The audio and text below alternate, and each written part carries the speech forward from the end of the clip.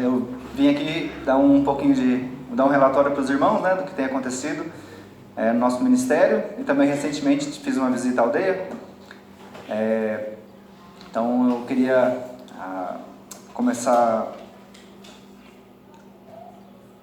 Então eu acho que não precisa muita apresentação, acho que todos já nos conhecem, né? A gente já veio aqui falar muito, mas somos missionários com a Missão Novas Tribos do Brasil. A gente trabalha com o povo Yanomami, lá no extremo norte do Brasil, no estado do Amazonas. Nós estávamos lá até o ano passado, mas com o nascimento, a gravidez, né, e depois o nascimento das duas pequenininhas, as duas gêmeas, Helena e Gabriela, a gente, aconselhado pelos nossos líderes lá, resolvemos vir ficar aqui perto da Tânia. E morando em Peniel, que é uma das bases da missão, é um local onde tem casas, né, que a gente pode ficar, e principalmente tem o pai e a mãe perto, né, para ajudar um pouco também.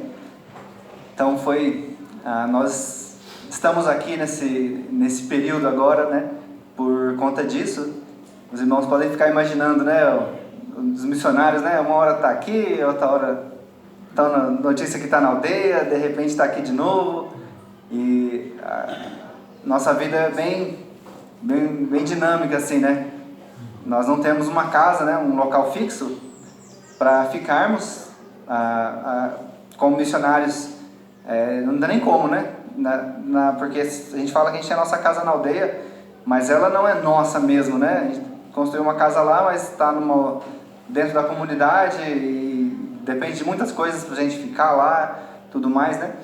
E quando a gente sai, a gente não tem também uma casa que fica lá esperando a gente, né? A gente fica numa base da missão, vem aqui para a escola, aqui em Peniel. Então, por isso que a gente está sempre transitando, né? Para um lado e para o outro. E mesmo com essa dinâmica toda, né? Deus tem dado paz no nosso coração, aquele sentimento que muitos de vocês têm, talvez, quando viaja, passa uma semana fora, né? Quando você está em casa, você quer viajar, quer pegar o carro, passar uma semana na estrada, mas depois de uma semana começa a bater aquele sentimento, né? Saudade de casa, né? Quero voltar para minha casa. Mas no nosso caso, a gente sente essa saudade, só que eu não tenho uma casa para voltar. A gente fica sempre pensando, né? Para onde é que a gente vai agora? Mas mesmo assim, né? Deus tem dado a graça, e não só para nós, mas muitos outros missionários que vivem dessa mesma maneira, né? Não tendo uma casa, não tendo quando eu digo casa, não uma construção, mas um local, né? Onde você tem para onde voltar. E Deus às vezes parece que vai jogando a gente de um lado para o outro, né? Nós, outras famílias também. Às vezes passamos muito tempo num lugar, de repente nossa vida dá uma reviravolta, igual agora, né? Tínhamos duas meninas, estávamos planejando, né? Quem sabe um menino, né? Mas Deus mandou mais duas meninas. São bênçãos do Senhor, né? A gente não tem nada que reclamar, mas a nossa dinâmica familiar vai precisar de alguns ajustes, e também nosso ministério. A gente não tem como, né, com duas bebês agora, voltar para o nosso local de trabalho por conta de isolamento e tudo mais que envolve, né? Pode passar? Acho que eu tenho um controle aqui.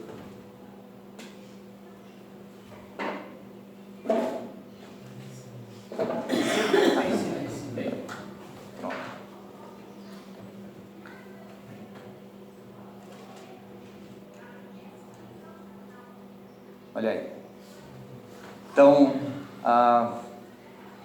como eu falei, nosso ministério é com povos indígenas, mais especificamente estávamos trabalhando com o povo Yanomami. A nossa aldeia, ou nossa comunidade, né, como a gente fala agora, se chama Bandeira Branca. Ela fica naquele ponto ali no mapa. É difícil falar, dar um endereço fixo com CEP, né? Porque é no meio da mata, então é só um pontinho no meio do mato mesmo. E lá no estado do Amazonas, os irmãos podem ver ali, conhecem também, né? Tem o Rio Negro e o Rio Solimões.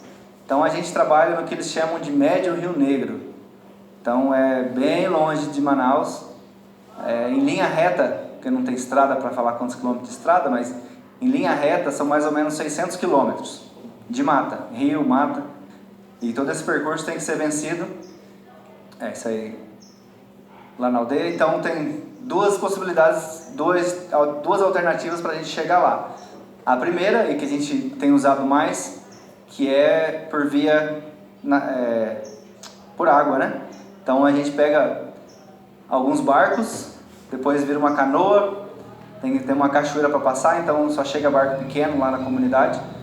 E tudo que a gente tem que levar tem que ir para o barco, vira, troca de barco, vai para uma canoa, um motor daquele, a gente chama lá de rabeta, né? Aquele motorzinho com uma hélice atrás, ou motor de polpa, né? Aquele mais comum também que tem por aqui, para terminar de chegar lá. Numa viagem saindo de Manaus até chegar na comunidade, se der tudo certo e o rio estiver cheio, te leva 6 dias. Mas se der qualquer problema, ou se estiver muito baixo, né, numa seca, igual 2 anos atrás teve uma seca muito grande. Aí eu cheguei a levar 10 dias para chegar, sair de Manaus e chegar na comunidade. Então é muito longe. Deus tem nos abençoado também com outra forma com outro meio de transporte, que é a aviação. Então, esse trajeto de 6 a 10 dias, ele pode ser encurtado para 3 horas. Saindo de Manaus também, nesse hidroavião, até lá na aldeia. Só que a desvantagem dele é que ele só leva 250 quilos. Então, o peso corporal mais as malas, e se eu quiser levar qualquer outro material, né, não pode passar de 250 quilos. Então, pode parecer muito, 250 quilos, mas quando você vai colocar, né, a sua mala, vai 20 quilos, aí vai mais a comida, ele vai mais 50, mais o peso da pessoa e mais um material, um prego ali, já está passando do peso, né? O Paulo e a Patrícia também passaram muito por isso, sabe como que é, né? E aí tem muita coisa que você precisa levar, né, para ficar lá. Então a gente tem a aviação, mas o material, comida e tudo mais a gente ainda precisa utilizar via água, né, de barco. Então o que a gente tem feito nas últimas vezes, a gente tem que programar bem uma logística, assim, coisa de um mês antes, para fazer as compras em Manaus, ou a gente ou algum outro missionário que trabalha lá, e ele faz as compras, coloca em caixas, embala e envia de barco com as embarcações que fazem transporte lá, né? Envia para Barcelos, uma outra cidadezinha. Lá em Barcelos a gente paga algum ribeirinho, algum pessoal que mora na região, que está indo já, né, fazendo aquele caminho, para colocar nossas coisas no barco dele e ele subir até próximo da aldeia, uma comunidade ribeirinha que tem rio abaixo. Então a gente leva as coisas até lá e depois a gente ainda paga mais um ribeirinho para especificamente pegar todas as nossas coisas, botar numa canoa pequena e levar até na aldeia. Isso para a gente poder vir de avião, né? Então é muito trabalho, uma logística muito grande, né? Mas por que tudo isso? Para que tanto trabalho, tanto gasto, né? Então isso daí é uma vista lá, que eu falei que é um pontinho no meio do mato, né? Então realmente não tem nada perto, não tem cidade, não tem estrada, só o rio, a mata e a maloca lá, né, que a gente chama, a comunidade indígena, e o nosso acampamento, agora a nossa casa lá, né? Então é realmente muito isolado, né? Mas para que sair do conforto da cidade, sair daqui, gastar tanto dinheiro, ter tanto trabalho, né, para ir morar num local como esse? Olha aí, eu e o Coy, dia 3 de junho, eu e o Coy embarcamos lá para a aldeia. O Coy é o nosso tradutor, né, da Yanomami, Xamatalha, que a gente fala o nosso dialeto. Então ele estava indo lá fazer a checagem, então ele tem trabalhado há muitos anos já com a tradução. O Paulo e a Patrícia também já participam ainda, não sei, desse processo de tradução. Tem várias etapas, muitas coisas para fazer, mas o Coy ele tem trabalhado bastante nisso nos últimos anos e ele subiu lá comigo com a intenção de fazer uma correção do livro de Gênesis e também de algumas partes de Romanos, que ele traduziu. Aí ele precisa ir lá na comunidade para fazer as checagens, né? Verificar. Então vem um Yanomami, a gente tem até foto aqui, tem um Yanomami que chega lá na nossa casa, né? E aí o COI vai lendo tudo o que está sendo feito, né? O trabalho dele, e ele vai falando, né? Não, isso está certo, não, tem que corrigir tal coisa. Então esse é o processo de checagem. Temos também, assim, eu comecei a falar, não terminei. Por que a gente tem todo esse gasto, está fazendo tudo isso, né? Não tem uma explicação lógica, uma explicação humana. A explicação é que Deus tem os seus meios de levar o Evangelho em vários locais e Ele só tem os servos dele para usar para isso, né? Então, direcionados pelo Senhor, Ele nos levou até esse lugar para fazer com que a palavra dele seja pregada lá. Então, isso é um culto que nós estávamos fazendo lá agora, 3 semanas atrás, nesse dia. O COI, nosso tradutor, também especialista na língua, né? Ele prega, tem vários estudos que ele está sempre enviando para eles. Então, a gente, sempre que estamos por lá e tem um pregador, né? Temos nosso culto também. E muitos interessados. Nessa aldeia, a gente teve... já tivemos um dia que tinha 70 Yanomamis, né, lá no nosso culto, né? Na nossa pequena reunião que a gente teve, né? Então, eles estão, assim, eles têm muito interesse em ouvir a palavra de Deus. E um pouco do que eles já conhecem, né? Já ouviram no passado, de outros missionários também. Mas não temos, assim, uma igreja ainda fixada lá. Temos, assim, o projeto, né? Temos uma família que se diz crente. E aí o COI tem tentado trabalhar um pouco com ele também, discipulado, mas o COI tem outras coisas para fazer também, com tradução. Ele mora para cá já, né? Já está com uma idade... não vou falar que ele está com idade avançada, porque ele é muito ativo ainda, né? Mas ele já tem uma certa idade que não tem mais 30 anos, né? Para ficar fazendo muitas coisas. Mas ele tem trabalhado bastante aí na questão da igreja crescendo naquele lugar lá. Não só ali, mas também na outra aldeia que é da mesma língua, do mesmo dialeto, que tem missionários também. Se chama Marari. A gente trabalhou lá também uma época.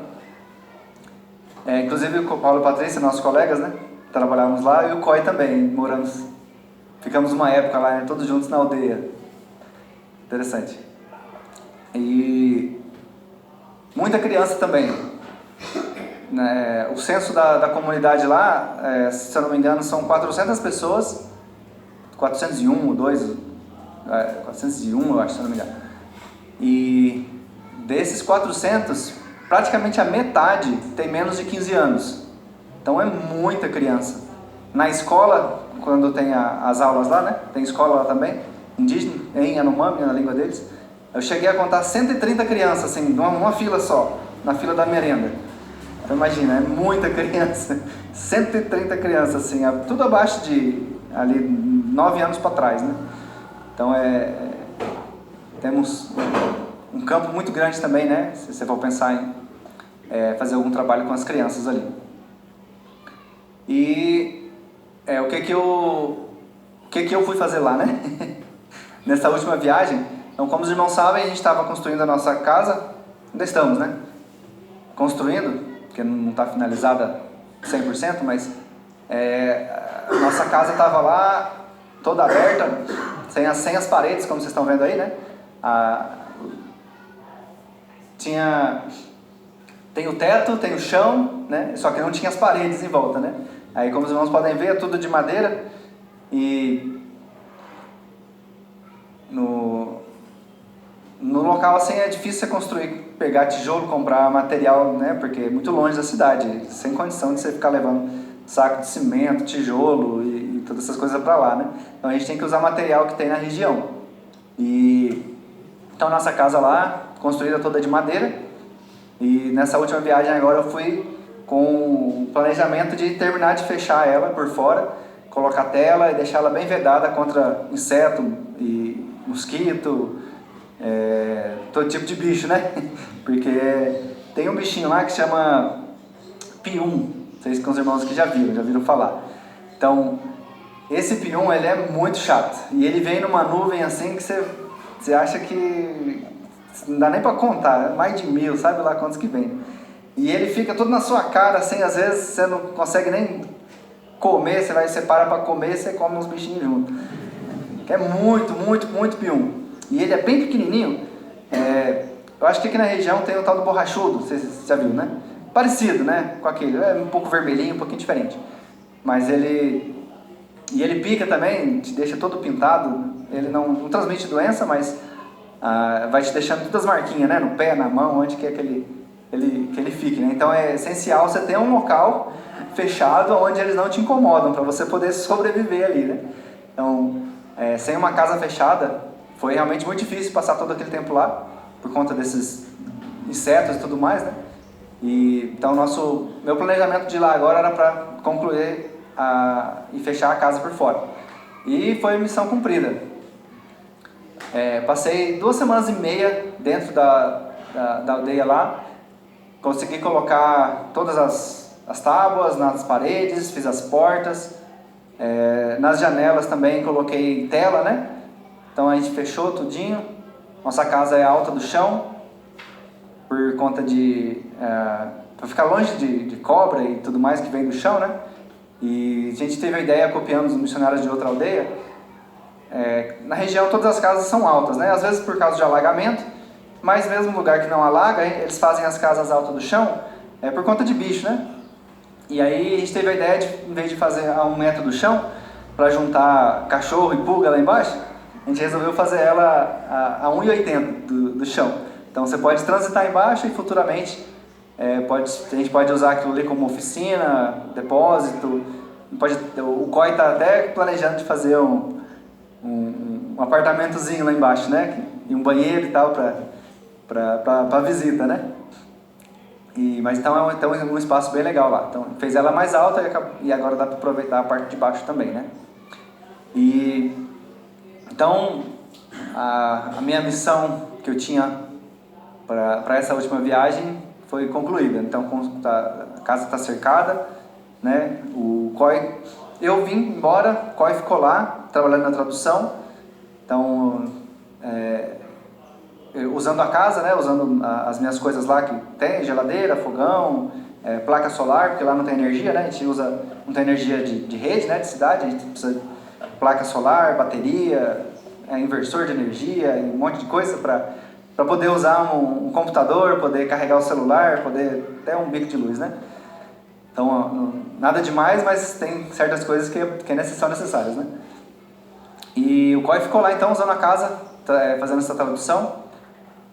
Só que ele teve um problema de saúde. Ele ia sair dia 15 só agora de julho. Só que aí ele ficou muito doente, e febre, não conseguia comer. E aí os colegas que estavam lá, o Noel e a Esther, chamaram um voo de emergência e ele saiu antes de ontem, num voo de emergência, né? O voo de emergência que a gente fala assim, né? Que não estava programado, né? Então ele saiu, foi para o hospital e foi diagnosticado com dengue. Então a gente nem sabia que tinha dengue lá na comunidade, descobriu que tinha. Talvez com os Yanomami, né? Como a saúde é um pouco precária, eles não ficam realizando muito teste, né? Eles só dão um medicamento, né? Para dor, se está com dor, alguma coisa, né? Fora a malária, que tem o teste de malária que fazem lá, né? Mas para outras coisas assim não fazem exame, não tem, né? O pessoal da saúde lá da CESAI tratam da saúde, mas se a pessoa fica muito grave, eles veem que está muito grave, eles mandam sair da aldeia, né? Chama um helicóptero, manda de barco para a cidade para poder tratar. E aí então lá não tem muito, tem remédios, tem várias coisas, mas não tem muito recurso, né?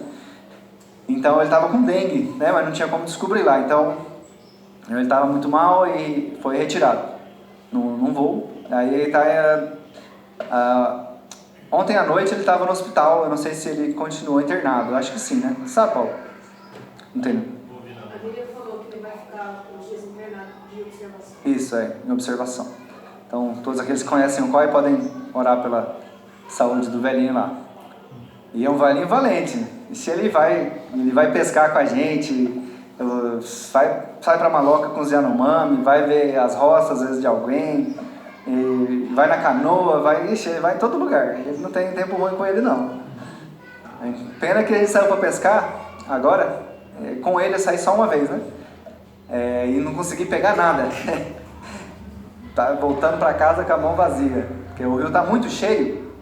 Aí quando o rio está muito cheio, acaba espalhando, né?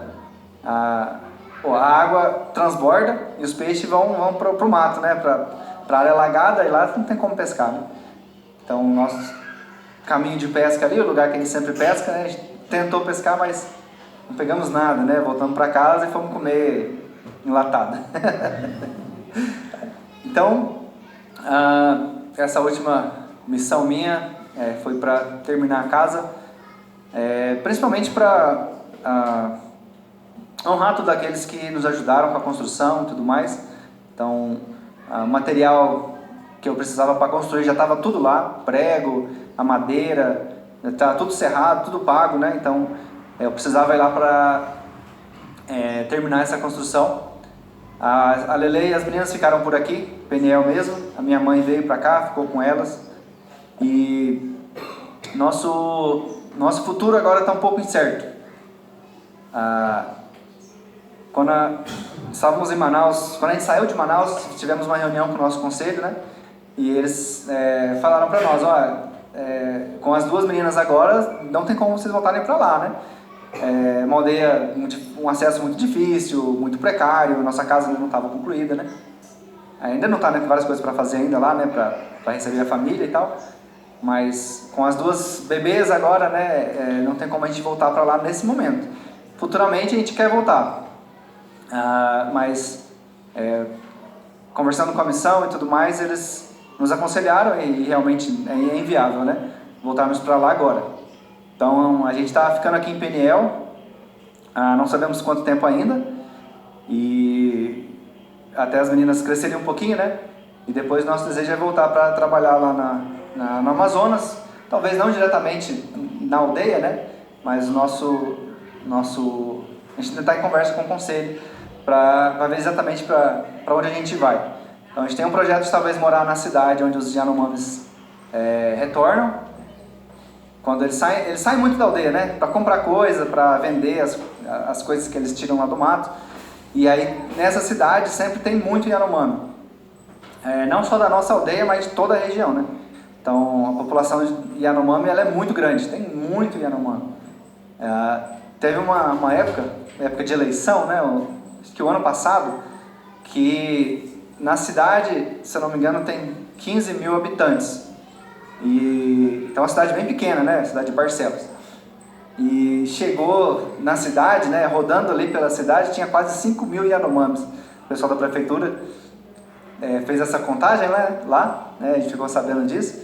E só que era tanto Yanomami que eles estavam ocupando praças lá na beira, começaram a roubar, eles começam a beber. E aí começou a virar uma confusão na cidade, que o prefeito virou e mandou todos os Yanomami de volta para as aldeias, né? Foi passando lá com cada líder, cada chefe, né? Deu gasolina para eles e falou, vocês têm até amanhã para ir embora, todo mundo. Estavam causando caos na cidade, né? Porque eram muitos lá. E eles não são, não vou usar a palavra civilizado, né? Mas não são da cidade, né? Não são acostumados a viver na cidade. Então eles acabam arrumando confusão, bebem demais, acabam roubando alguma coisa ou outra. O pessoal da cidade também é muito malvado, engana eles, bate neles, enfim, muitas coisas ruins acontecem, né? Então, inclusive recentemente, alguns Yanomamis acabaram assassinando uma mulher lá, virou uma confusão, e enfim, muitas coisas ruins acontecem por lá. Então, é uma possibilidade, né? A gente não sabe ainda, mas da nossa família se mudar para lá e continuar trabalhando com os Yanomami, mas ali da cidade. Já tem outros missionários da nossa missão que trabalham nessa cidade também, então a gente não vai estar sozinho lá, né? Tem outros missionários que fazem esse trabalho de acolhimento dos Yanomami, ajudam eles com documentos, que eles vêm para a cidade muitas vezes para receber Bolsa Família, alguma aposentadoria, ou quer fazer algum documento, ou por causa de saúde. Então tem alguns missionários que estão lá e ajudam eles, né, no dia a dia com todas essa documentação, e vai no banco, vai em vários locais, né? E também, enquanto os Yanomami estão na cidade, pregam para eles, né? Tem reuniões, cultos. Tem um missionário que chama Brian, é um americano, que o ministério dele é esse, né? A pregação da palavra de Deus ali com os Yanomami que vêm para Barcelos. Então ele tem várias reuniões, e aí os grupos vêm, passam um tempo na cidade, enquanto estão na cidade, às vezes numa semana ele faz 3 ou 4 reuniões, né, com aqueles Yanomamis. Então os Yanomami têm gostado muito disso, né? Estão aprendendo da palavra de Deus, e tem sido uma forma que Deus tem usado, né? Uma nova frente que a missão não tinha esse costume de trabalhar, né? Não tem essa... A nossa missão especificamente não trabalhava alguns anos atrás dessa forma, mas devido à realidade mudando, os indígenas vão mudando, né? O mundo vai mudando, então às vezes a gente tem que começar a se adaptar também. E o desejo do nosso coração é continuar trabalhando com o Yanomami, trabalhando nesse contexto de indígena, mas Deus pode ser que não tenha esses mesmos planos para nós, né? Nós não sabemos ainda, os irmãos podem orar conosco sobre todas essas decisões, né? Nossa família cresceu, então é uma nova dinâmica, e também, assim, o nosso ministério vai ter que entrar numa nova dinâmica. Vamos continuar trabalhando com a missão por enquanto não, assim, vamos continuar trabalhando com a missão, não temos planos de mudar, assim, nosso projeto, trabalhar com missões, né? Mas vamos mudar um pouquinho o local. Então não sabemos ainda, quando tivermos uma decisão a gente comunica com os irmãos. Então mais ou menos isso daí o que tem acontecido, né, da última vez que eu vim cá falar para agora, né? Sei que muitos irmãos têm nos acompanhado em orações, têm ofertado para a gente. Somos imensamente gratos, né, o que Deus tem feito através da vida dos irmãos. Com o nascimento agora também das gêmeas, né? Tantos irmãos que ofertaram pra gente, deram coisas assim, berço, carrinho, fralda, né? A gente tá usando fralda até hoje, do que a gente ganhou da igreja. Tá quase acabando, mas ainda estamos usando. Então, uma bênção aos irmãos na nossa vida. A gente sabe que é o corpo de Cristo trabalhando, né? Em todas essas coisas. Então, fica aqui o nosso agradecimento em relação a tudo isso. Alguém tem alguma pergunta? Acho que eu devia ter falado isso no começo, né? Se estivesse falando, alguém quisesse perguntar alguma coisa, podia falar. Mas sobre o nosso ministério, sobre talvez os Yanomamis ali, alguém quer perguntar alguma coisa?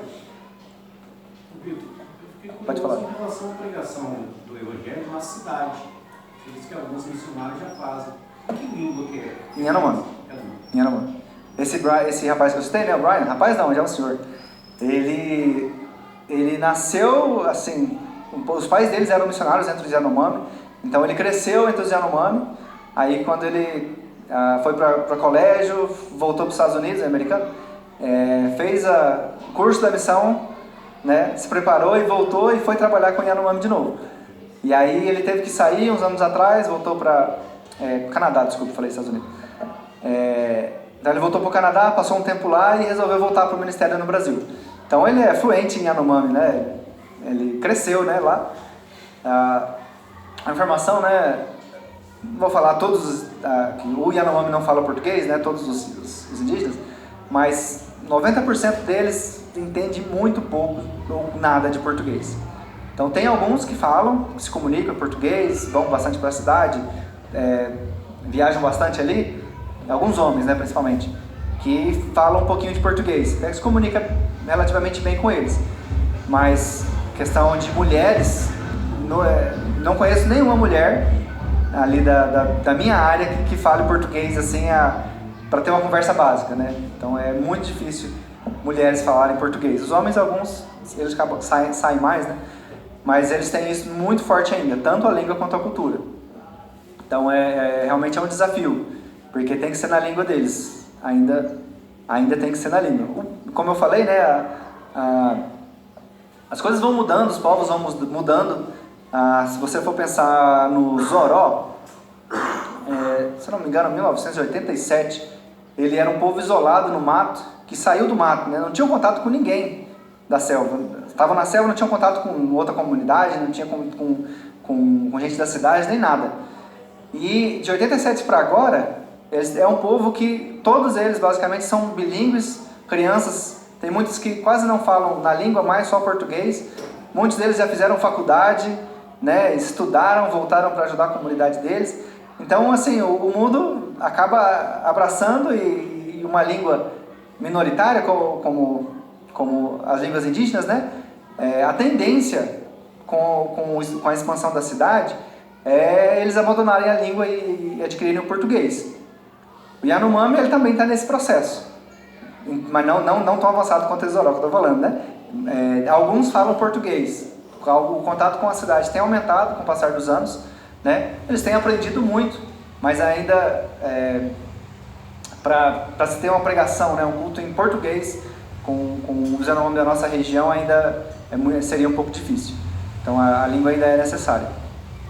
Eu e a Letícia, a gente aprendeu da língua, né? A gente não tem um nível muito alto ainda, mas a gente já consegue se comunicar bem, consegue conversa do dia a dia, coisas básicas sim, a gente entende mais do que fala, mas consegue se comunicar bem ainda, mas não a nível de pregação, né? Então a gente precisa estudar um pouco mais ainda para chegar nesse nível. Então é isso. Então a pregação tem sido feita em Yanomami mesmo ainda. Na aldeia, a tradução só tem o COI ou alguém mais que faz a tradução do evangelho? Olha, no momento eu acho que para o nosso dialeto, acho que é só o COI que está assim de cabeça nisso, né? Não é? A gente tem outras frentes, né? Tem um missionário da CIL, que entrou para trabalhar com o dialeto chamatário, só que também está aprendendo. Está aprendendo ainda. A língua. A ideia era a gente trabalhar daqui de Peniel, mas não conseguimos ainda. Sei como é que é. Mas então, acho que só o COI, então tem que tá dedicado a isso, só o COI por enquanto. Isso aí. Os irmãos fiquem à vontade depois, se quiserem procurar, perguntar alguma coisa, né? Sei que vários fazem isso, né? Inclusive teve um irmão que foi lá em casa, foi muito legal. Que ele tinha muitas perguntas, né? Acho que nunca perguntou nada aqui, né? Chegou lá em casa, acho que ficamos umas 2 horas conversando. Foi legal. Então podem ficar à vontade, né? Ficarem sabendo um pouco mais. É uma coisa... esse trabalho missionário é uma coisa assim muito diferente da realidade dos irmãos, né? Então, assim, coisas, né? Às vezes eu falo em alguma igreja, alguma coisa, vem algum irmão depois e fala assim, olha, é tanta coisa nova que eu não sei nem o que perguntar, né? É muito diferente da realidade de quem vive aqui na cidade. Inclusive eu estava falando com o Yanomami recente, ele me perguntou, quando você vai lá para Peniel, né? Qual rio que vocês pegam? Vocês descem o rio Amazonas? Aí eu falei, não, a gente vai de avião, né? Tá. Mas aí lá você tem canoas, tem coisa... Não, a gente lá não anda em rio, não, só de carro. Só de carro? Mas não tem rio? Nossa, o rio... Eu falei, olha, os rios que a gente tem lá são pequenos e ninguém, só pouca pessoa que tem uma canoa assim, né, para andar de barco, né? E aí, mas aí quando você quer ir para alguma outra cidade, quer viajar, vai só de carro? É só de carro. Mas tem estrada? Tem estrada, tem muita estrada. A gente só anda de carro. Aí eu falei para ele, eu moro em Goiás, às vezes a gente viajava para o Rio Grande do Sul, né, para minha família, a gente viajava 3 dias dentro do carro, só viajando, né? Ele, nossa, mas é muito longa essa estrada, é muito grande essa estrada. Então para eles é difícil de entender que a gente só anda de carro, não tem barco, né? Não só o pessoal dos indígenas, o pessoal de Manaus mesmo, né? Quando alguns que a gente conheceu por lá, que nunca saíram de lá, nunca saíram de Manaus ali da região, né? Eu falei para ele, não, a gente lá só anda de carro, né? Não tem barco. Mas aí eu não quero ir para lá não, eu sou acostumado a andar de barco, né? Se não tem barco eu não vou não. Fica com medo de andar de carro. Mas é assim.